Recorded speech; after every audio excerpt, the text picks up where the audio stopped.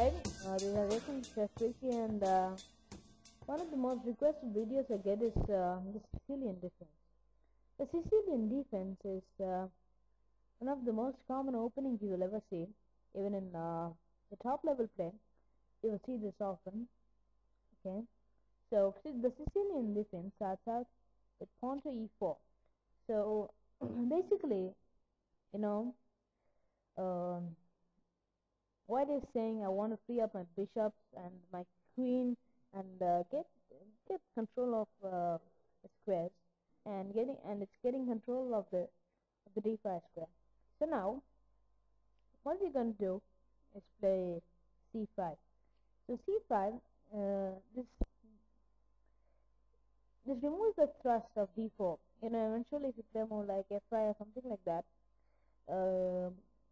White can anytime respond by playing a move like d4 and controlling the center with the pawns. So we're going to prevent that by playing c5. So after c5, a lot of times you can see White just develop its knight to f3.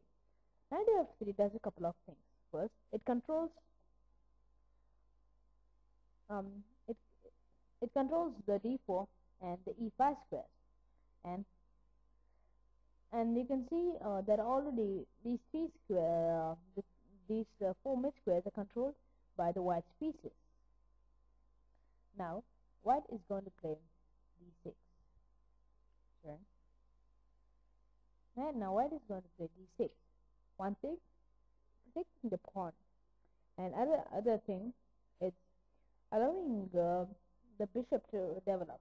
So now White will play d4, basically telling, but you can have one of my center pawns, but then you have to give me some center control and place my knight in the middle of the board. Okay, now in the open Sicilian, we go and capture it, and the knight captures it back.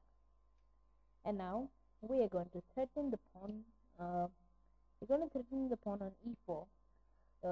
We can take it, or if it different. A lot of times you can see moves like f3, but f3 is another variation of the Sicilian, which we'll look afterwards.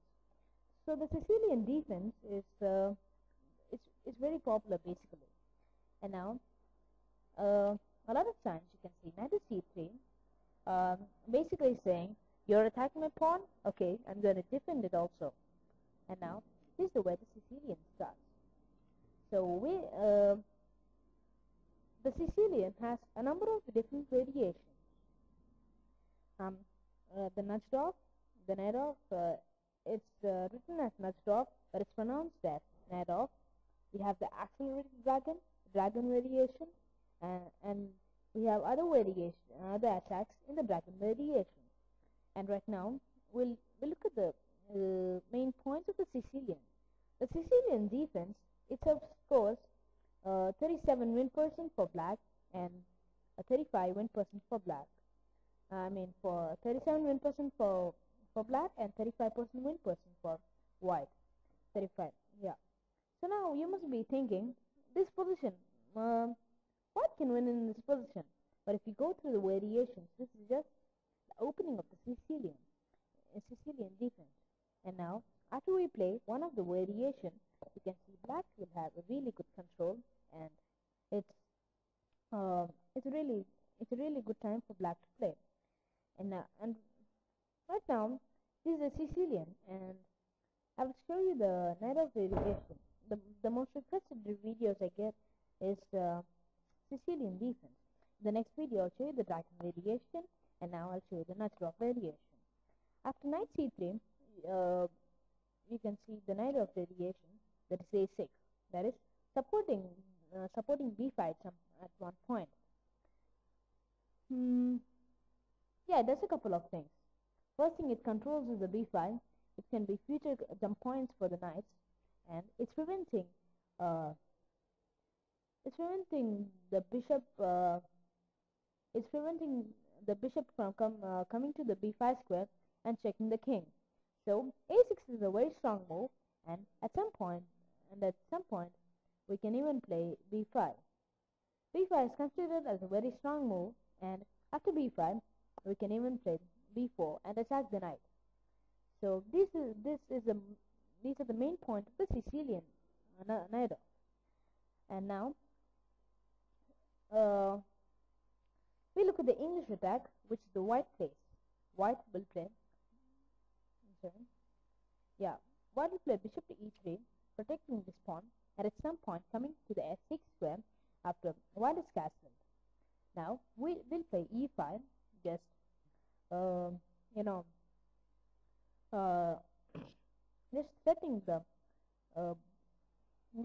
knight. Now it's going to go to b3, and now we're going to play bishop to e6.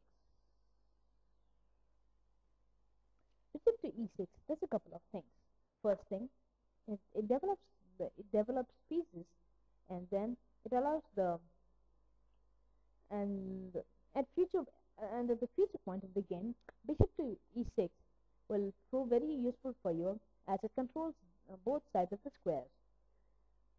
And in the Sicilian, the game is going to be really wild, because white will castle on the king side and black on the queen side, just to get some counter attacks.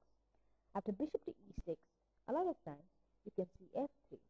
f3 creating a good pawn structure. And remember, this bishop is not going to fianchetto carry anymore on the g2 by sitting on the g2 square. And eventually, no one would like to play g2 and spotting the pawn structure. Either g4 can be acceptable.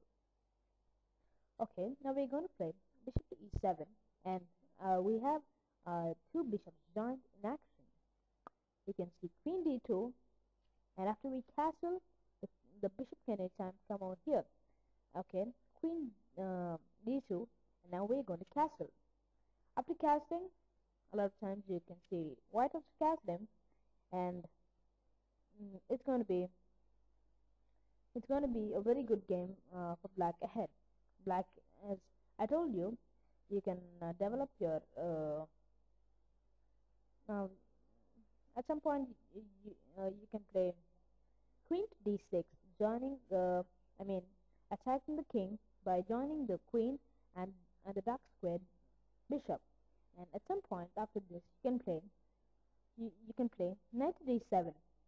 And remember one point: whenever you're playing the Sicilian, you have to be aware of the fast developments of rook in the Sicilian for white. We have a slow development of rook, and we'll have some problems in the end game, and we have to play very tactically. Thanks for watching my video. Hope you enjoyed it, and in the next video I'll show you other attacks such as the Dragon Variation Yugoslav attack. Thanks for watching my video. Hope you enjoyed. Please subscribe. Bye.